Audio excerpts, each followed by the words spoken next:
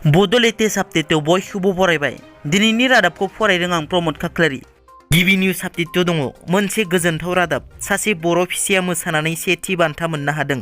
उदालगुरि जिल्ला रौतानि धीराज रामसियारि मुंनि सासे बर' फिसाया काथक महोत्सव इन्टारनेशनेल डान्स एन्ड मिउजिक फेस्टिभेलाव बर' हारिमुआरि बारदै सिख्ला मोसानानै सेथि बान्था मोननो हादों।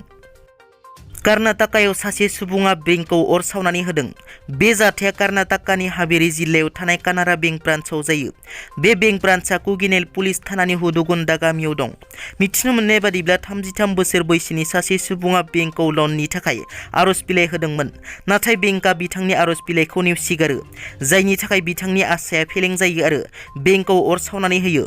पुलिसआ अर सावग्रा 33 बोसोर बैसोनि वासिम हाजरात साबमुल्लाखौ हमनो हायो आरो बेनि हेंथायै एफआइआर फाइल खालामो। अर सावग्रा सुबुङा लननि थाखाय आर'ज बिलाइ होदोंमोन, नाथाय बिथांनि फोरमान बिलाइया माखासे मिलायैनि थाखाय बेंक बिबानगिरिफोरा नेवसिगारो।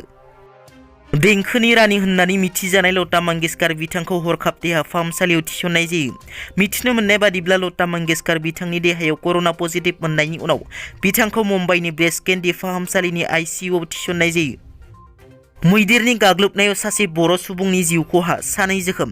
बाक्सा जिल्ला तामुलपुर महकुमानि सिङाव थानाय पार्किजुलियाव दिनै फुंनि 4 रिंगायाव हाग्रानि फालोसे मैदेरा हाग्रानिफ्राय ओंखारबोनानै पार्किजुलि गामियाव हाबफैना गामियाव उदखार खालामफैयो आरो पार्किजुलिनि सन्जिब बसुमतारीनि न'आव गाग्लोबना न' बां सिलिंखार खालामो। मैदेरनि गाग्लोबनायाव सन्जिब बसुमतारीया जिउ गोमायो आरो फिसाजो उन्दै गथ'सा आरो बिसि रमिला बसुमतारीया गोब्राब जोखोम जायो। जिउ गोमानाय सन्जिब बसुमतारीनि गोथै देहाखौ पस्टमर्टमनि थाखाय मुसलपुरनि देहा फाहामसालियाव लांनाय जायो। लोगोसे मैदेरनि गाग्लोबनायाव गोब्राब जोखोम जानाय रमिला बसुमतारी आरो उन्दै गथ'साखौ गोजौ थाखोनि फाहामथायनि थाखाय गुवाहाटी GMCHआव थिसननाय जायो। आलफा उदांनि दैदेनगिरि जीवन मराननि जामिनखौ गनायथि एबा अनुमति होबाय। थि समाव चार्जशीट फाइल खालामनो हायैनि थाखाय NIA बिजिरसालिया जीवन मराननि बेलखौ गनायथि एबा अनुमति होनो गोनां जायो। आलफा उदांनि दैदेनगिरि जीवन मराना 6 दान जेल जायो। बिथांखौ दिनै जेलनिफ्राय हगारनाय जागोन। जीवन मरान बिथाङा आलफा उदांनि रांखान्थिनि हाथारि। बिथाङा म्यानमारनि केम्पखौ देहायारि जेंनानि थाखाय नागारनो गोनां जायो।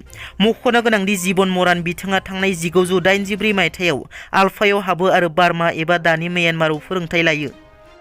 BPFनि MLA रबिराम नार्जारिनि बेरफुसार बिबुंथि। बिथाङा बुङो दि सम आरो बोथोरखौ नायनानै आसामनि गिबि मन्त्रि डक्टर हिमन्त बिश्व शर्मा बिथाङा जेब्ला नियम खान्थिनि गेजेरजों फोसावगोन अब्ला गाइखेरा गाइखेर, दैया दै बायदिनो नुजाथिगोन। सोर बहा थाङो, बबेनिफ्राय बबेयाव फैगोन, बेफोर रोखा नुजागोन। UPPL सरकारा सरकार सामलायनायाव फैमाल जानो नांदों। भारत सरकारा BTR गोरोबथा बादियै 1500 कोटी अनुदान होनायखौ 15 फैसाबो लाबोनो हायाखै। माबोरै लाबोनो नांगौ बेनि लामाखौ UPPL सरकारा हमनो हायाखै। UPPLनि सायाव रायजो राजाफोरनि फोथायनाया गैया जालांनो हमदों। लोगोसे BPF दोलोनि 3 MLAआ BJP दोलोआव जयेन जाया, सरकारनि हंखिदारि दोलोसो जानो थांगासिनो दं होनना। आसामनि गागि खौरांगिरिया गावनि जिउखौ फोजोबना लादों। तिनसुकिया जिल्लानि गागि खौरांगिरि बिकास मराना थांनाय हरनि 12:30 समाव गावनि थाग्रा खथायाव खर'आव 2 राउन्डनि गुलि गावना गावनि जिउखौ फोजोबना लायो। बिथाङा मा जाहोननि थाखाय गावनि जिउखौ फोजोबना लादों बिनि गुबै जाहोनखौ दासिमबो मिथिनो मोननाय जायाखै। पुलिसआ बेनि सायाव नायबिजिरनायखौ जागायबाय। बिकास मराननि खथानिफ्राय पुलिसआ पिस्तलखौ मोननो हायो। बिकास मरान बिथाङा तिनसुकियायाव गावनि बिमा, बिसि आरो 3 फिसाफोरजों थायोमोन।